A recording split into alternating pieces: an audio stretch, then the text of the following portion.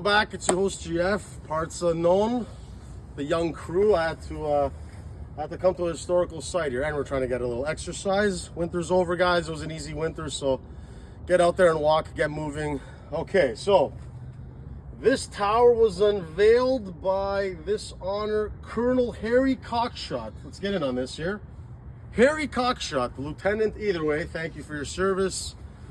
Without you, there wouldn't be all these Gwids and Hoors and Woodbridge getting filled like cannolis. So we appreciate your service, Mr. Cockshot. Right here.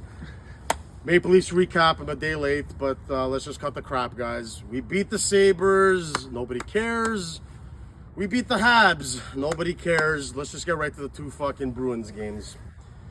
You know, I keep going back and forth with the Cowboys, the Leafs. It's the same movie. Well, you SFW Nation Leaf fans, if you watch those two Bruins games, you guys tell me what happened. We scored one goal in each game. JT had a nice one, but not enough behind them. Marner in the second game Thursday scores a goal, and then you guys know what he did. Benoit gave him the best pass Benoit will ever give in his life. Right on his tape. It's going to be the you know when you do the video, it's going to be the whatever, the fucking thumbnail. Right on his stick. Wide open fucking net. Cameraman even saw it. He saw it late though, so I have to explain what happened to him. But that's the arrogance of Mitch Marner. I have to say it. I love Mitch. Victor met his wedding. I'm the third Coogee. You know how I am. But I got a job to do here. Out of every superstar player that I've ever analyzed, watched, whatever in my life in hockey, Mitch Marner is the GOAT of arrogance, of playmaking. 2 weeks ago, the breakaway, he looks back, he does the little back pass. It worked. Other times it didn't. This one, same thing.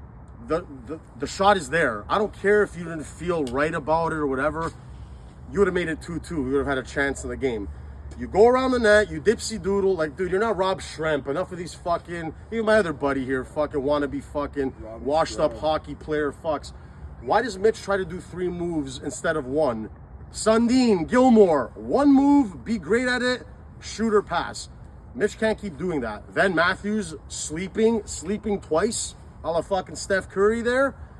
In both games, Matthews is not giving us any of that Sundin, Gilmore. See, the reason I keep harping on the Sundin thing, and I've added Gilmore now because my buddies, they all think, oh, you overrate Mats. Or no, I rate him properly, shout out. If Matthews and Marner are ever going to lead this team anywhere, you can't do this shit. One disappears, the other one tries to do too many things, and in the end, we're just getting killed. And I get it. There's other parts of the defense. There's other things going on. John Tavares needs to be a little bit better. Willie needs to be better. But my whole thing is this. JT's older, but he still makes 11 mil. And Mo, I'm going to give him a little bit of a pass. They weren't that bad.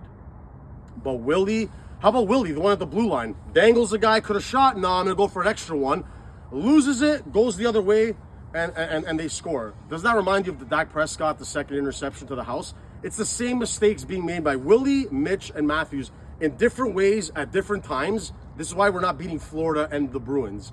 So I understand it's the regular season. We're making the playoffs 8 years in a row. I'm trying to look at the positives. Edmondson, Labushkin. You know, my buddy came back from fucking Dominican. Guy's dick sucked. Life is good over here. But the bottom line, guys, if that doesn't change, it doesn't matter, oh, Brad Treliving could have done this or that.